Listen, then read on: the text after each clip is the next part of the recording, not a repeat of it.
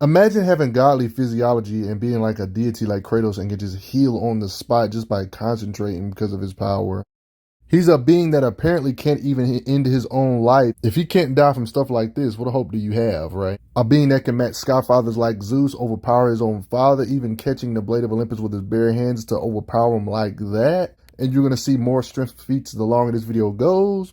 Considering he's fought a lot of different things, he reacts to arrows, the god of literal speed, so any character you've seen that's fast are all slow compared to him when it comes to Greek lore. The same guy that considers god of speed level beings a fly, so you know he's fast when it comes to his reflexes, power to literally box it out with beings like Zeus, his own father, even though his weapons are an asset for sure, but he can just straight up punch these godlike beings. There's plenty of proof of it. He doesn't need his weapons to do damage to these level beings with his just raw punches. Matter of fact, you know he don't need his weapons because he literally, when he got his power awakened that was always in him, of course, like I explained in my other video for Kratos, he beat the living snot out of Zeus until he died without even using weapons, so just lets you know.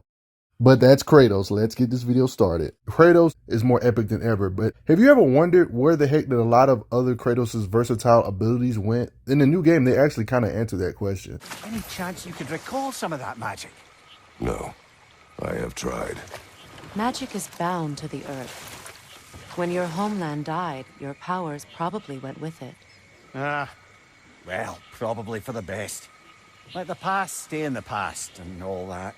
And there you have it. That's the in-canon reason on why we don't see him doing a whole bunch of different type of elements we've seen over the years, like old magic like summoning the lightning of Zeus, summoning orbs of light at will. But a few magic relics from his past remain still. Like these blades apparently will not like leave him alone. Besides, he still has two elements he still can use, like in this new weapon like this, being able to use ice and being able to use the flames from the blades of chaos, of course. Have you ever sat back and asked yourself, despite Kratos losing all his magical abilities and stuff, why the heck can he still fight some of the top tier deities like Thor and Odin in the new game? Which you're going to see me go over a lot of that in the same video. The simple answer is that he lost versatility when it comes to the different magical abilities or blasts he can do, but he did not lose his physical strength, reflexes, and stuff like that. First off, he already has the physiology of a deity, so then there's that, and then he got like a permanent power up from Pandora's box.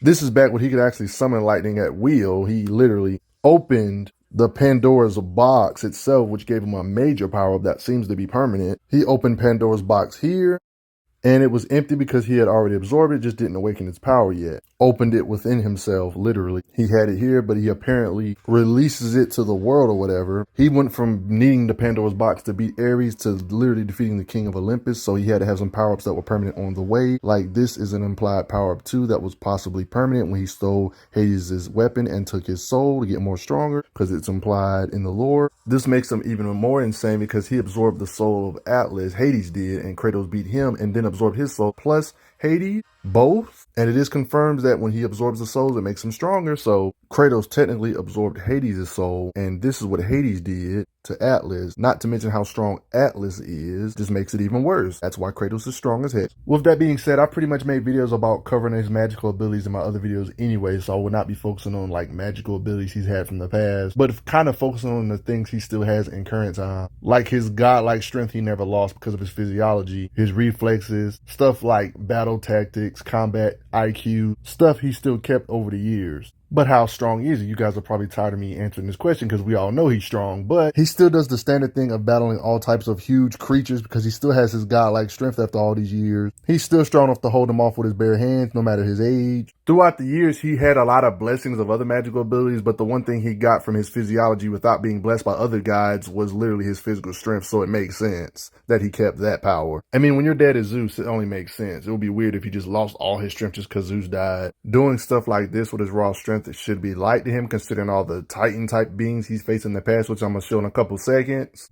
Of course, he has the strength to pull big chains like this just because of his raw strength. Lifting up little stuff like this is easy for him. Pushing big bullcrap like this with his physical strength, he still can do, such as this raw power. Yeah, it's the only difference between these two iterations of Kratos is one is younger and one is older, really. But when it comes to physical strength, they're about the same. It's just that this Kratos holds back too much, confirmed by Thor. Thor was basically talking about how did Kratos best barter fighting like this, so let you know there was something missing. Thor was even shocked that he faced the Valkyrie Queen based on the way he was fighting. But as the fight drags on, he eventually says, "This lesser version of you," aka him holding back, He eventually got to the point where he saw how his sons lost to Kratos, but he did say even that version of him, that beat his sons, was still a lesser version. Pretty much saying he's not his sons, aka he's way better than his sons. It's not until he mentions Atreus and talking about how Allfather has plans for him that Atreus actually starts fighting for real, then he punches him with a real punch from the old days, basically. When Kratos gets extremely pissed, Thor even confirms it. There's the God of War. Like, this is the real version of him he wants to see. So yeah, the only difference between the Kratos is that this one holds back too much. But should we go back in time real quick to show you how crazy his physical might is, just in case you have your doubts? I also don't want to focus on his weapons too much, even though he has busted weapons, but some people gonna get the idea that he's only as powerful as his weapons, and that's definitely not the case. His bare hands is just scary enough. We've seen him strong enough to lift entire temples all the way up like that. Large stone pillars he's lifted up with brute strength, over hundreds of tons. A giant colossal statue that was trying to crush him, he can push it all the way off of him with his strength. Stone pillars is another day in the life for him. His muscle to overpower a Hydra just like that. Big creatures like this. A lot of these fights, he does have overpowered gear, but his strength is what's pulling him in these occasions. We've seen him flip big creatures like this in his battles. That's that big. His muscles are helping, but he's dragging them with his strength just like that during these battles. Kratos is strong enough to battle this super bear. This is not a normal bear, by the way, for those. Oh my God, he's struggling with a bear. No, this bear is super duper strong. Strength-wise, he's actually able to just straight up tackle this bear with his bare hands and slam him like that. And the reason why the bear is so freaking strong and it took all of this, even though he still technically won, is because the bear is his, spoiler warning, the bear was his son, Atreus. Yeah.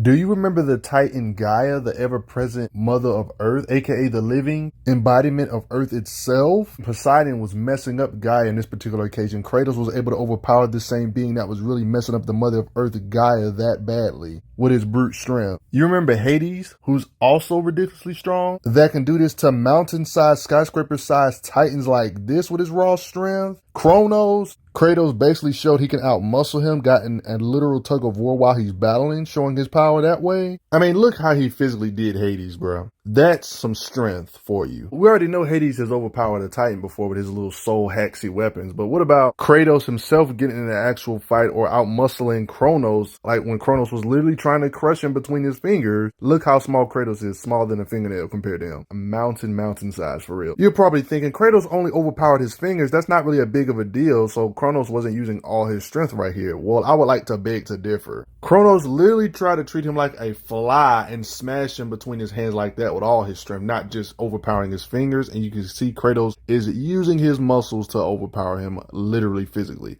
There's no excuse you can say that is his weapons, but then he pulls out the weapon and does that, but yeah. And I have no clue of what Hephaestus was trying to do if Kronos couldn't do it, trying to crush him. Gaia's massive Titan hand he can just lift up. Get the heck out of here. His comparable or greater strength to characters like Atlas, you're probably thinking, oh, he had these special weapons in this particular occasion, which is true, but there has been other occasions where he actually showed his raw strength against Atlas too, even though he rechained him here. As you can see in this particular occasion with Atlas, somebody that's slightly stronger than Kronos, he's literally gotten a physical confrontation with him, resisting from getting crushed to show that he's up there with these ridiculous titans who are mountain-sized, as they're even stronger than what their size even portrayal. For example, not only has he overpowered Atlas here, he's overpowered Kronos too, like I already showed. Of course, he didn't fight him seriously because this right here was like a misunderstanding type of scenario right here, though. But just to give you a ballpark of where these Titans have to range and show how Kratos had to compete with this mess. You are a powerful warrior and a worthy ally of the Titan. The fact that Atlas even complimented his strength and considered him a worthy ally to the Titans let you know how strong Kratos is,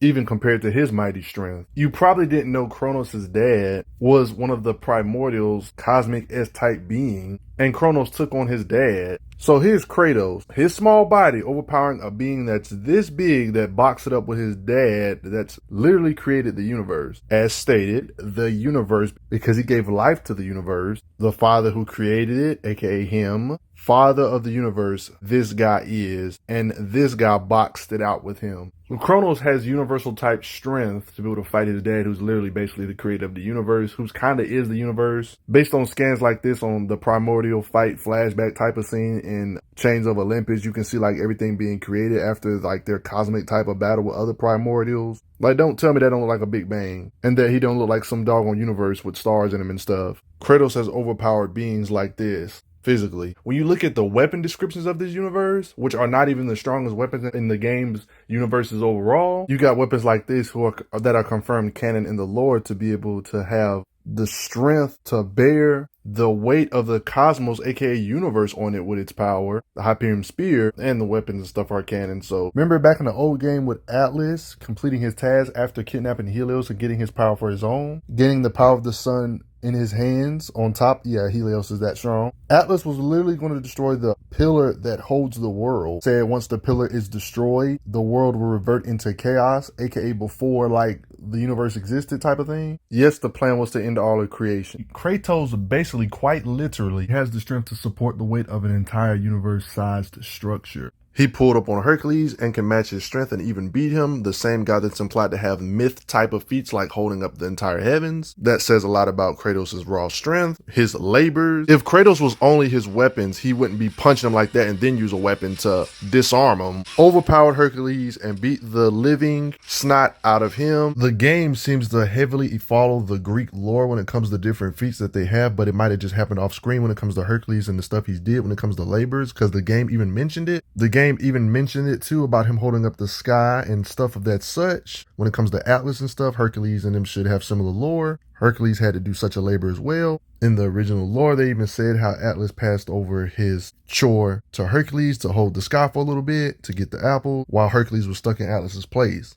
Literally talking about holding the sky like it isn't no big deal in the lore. Weight of the sky and the earth, as if they're separate, they're implying. So all the heavyweights we see, Kratos is definitely in the conversation when it comes to raw strength implied in the lore. Gods like Poseidon, he physically has the godlike strength to actually beat the crap out of Poseidon to death in a raw battle without even needing no weapons in this particular occasion. He's strong enough to physically do this to gods like Helios. Nothing but raw strength. He even took on Theseus. Kratos bullied him to take on beings like Perseus with his raw power. There's this concept it's hard for people to understand, is the concept of game mechanics. If Kratos is so strong, why does he need to struggle to open chests, do puzzles and all that good stuff? Well, the answer is simple actually. It's simply game mechanics. There's really nothing else to say about it. Game mechanics is the same reason why characters like Black Canary could actually beat Superman in a fight, because both characters have health bars obviously, even though in the lore and canon that wouldn't be possible technically. Game mechanics is the same reason why Hulk doesn't one-shot every robot in the video games, because we know in narrative he would one-shot these little puny robots.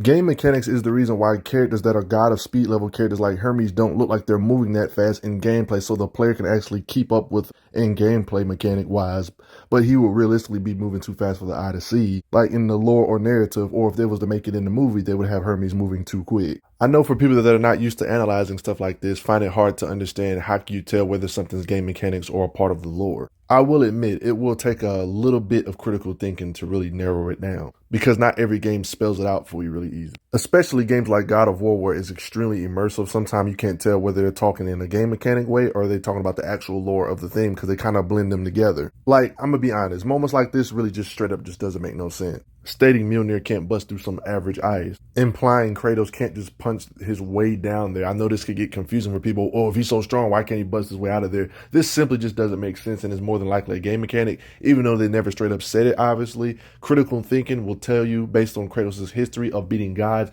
punching with his raw strength, it just doesn't make sense why he won't be able to bust through this ice unless this is like mystical ice or something. They literally had to use their brain, do a puzzle to get something else to fall on top of it for them to break through this ice. Not to mention, if this was actually accurate to the lore, he would one-shot these little fighter minions right here too. I mean, imagine not being able to break through some thick ice, but you can literally overpower physically big titans like Kratos, and can literally overpower beings that can hold the freaking sky, but he can't bust through some ice. Are you serious? Yeah, that's definitely a game mechanic for us to explore the area to do a puzzle. But don't just take my opinion for it. One of the directors of God of War just straight up answered this question for y'all, so we don't have to speculate on game mechanics and how strong he is actually in the lore. Always pointing out, Kratos is a god, he can take down these giant creatures, yet he struggles with a chest. Yet he struggles with a chest. Yet he struggles with a chest. That in order to get the dynamics within the game, yes, sometimes you have to struggle and press the button to lift up a gate. Yeah. But he can lift up, the world with Atlas. Yeah. But he can lift up, the world with Atlas. Yeah. But he can lift up, the world with Atlas. You'd never I think, be able to have any dynamics in the game if it was always adhering to that one reality. So the question just got answered basically for you. I don't really have to say anything. Not to mention, it's because of game mechanics why Sigrun, beings like the Valkyrie Queen, is a tougher boss fight via game mechanics, and how tough she is via game mechanics. She's a tougher boss than Odin, but we know in the lore Odin is above Sigrun, the Valkyrie Queen. That's how you know it's just game mechanics.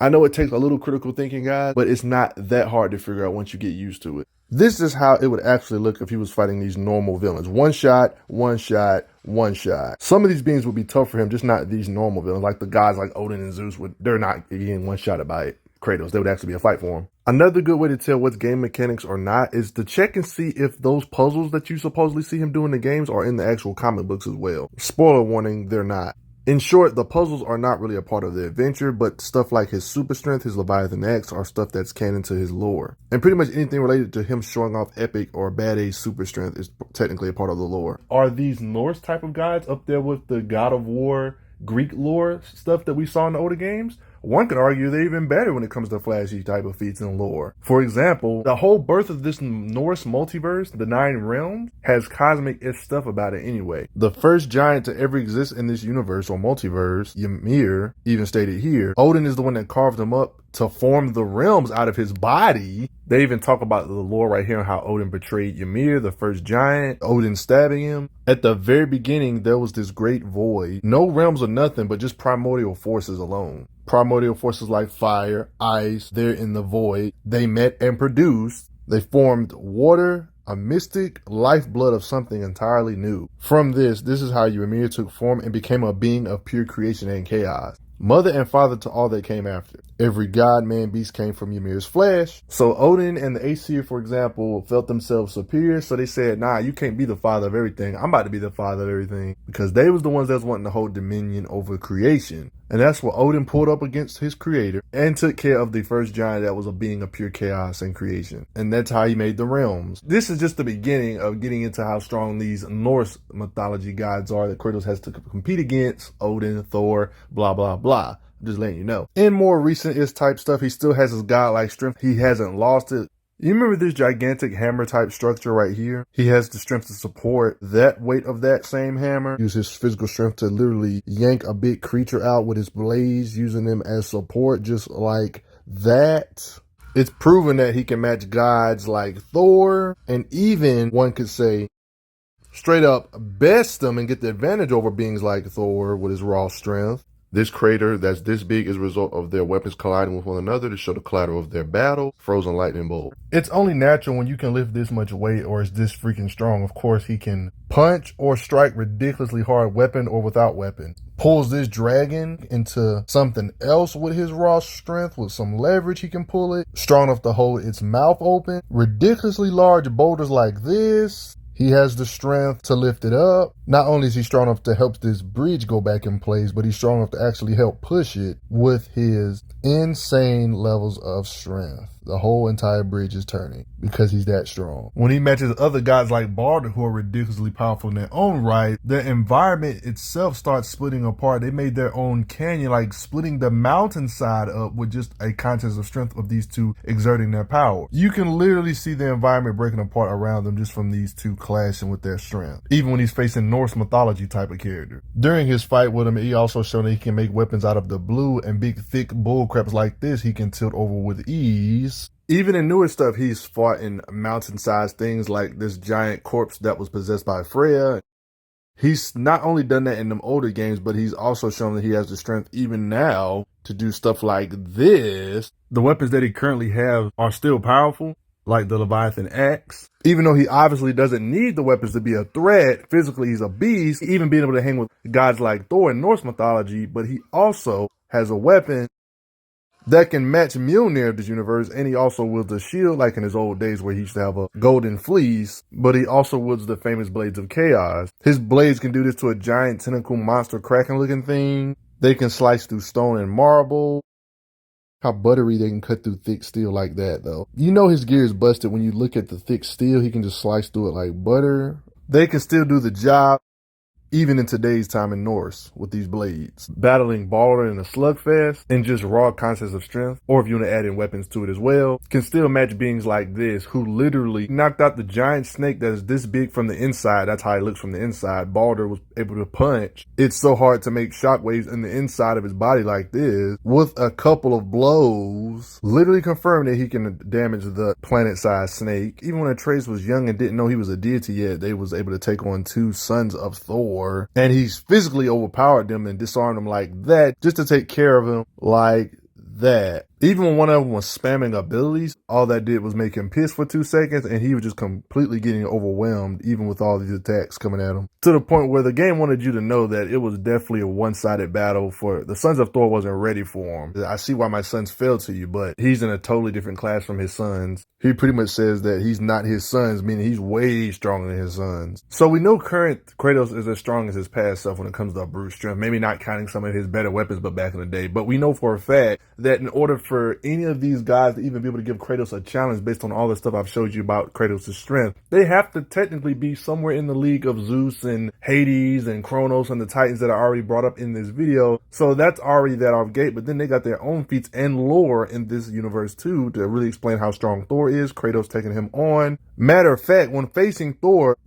actually got a legit win over Kratos and actually killed him for a little second until he was revived, saying Thor wants to see the real him because he knows Kratos is holding back too much, like I mentioned earlier. So you know, for him to be able to do that to Kratos based on all the stuff we've seen him do in narrative and lore in the past and stuff, we know Thor has to be within that range as well. Because he actually got a legit W on Kratos, if one can count it. He actually killed him for a second. So for these two to be able to box it out, to get an understanding of his might is to get an understanding of how strong this universe's Thor is. Thor fought this planet-sized snake, and Kratos had to battle him, of course, and their battle could be felt across all the realms. The giant snake and Thor battling at Ragnarok's power. The clash was so insane, it shakes the tree of life that it splinters, casting the serpent backward through time even before his own birth. Kratos heard that, and even Kratos said that is madness, but this is actually confirmed to actually be legit.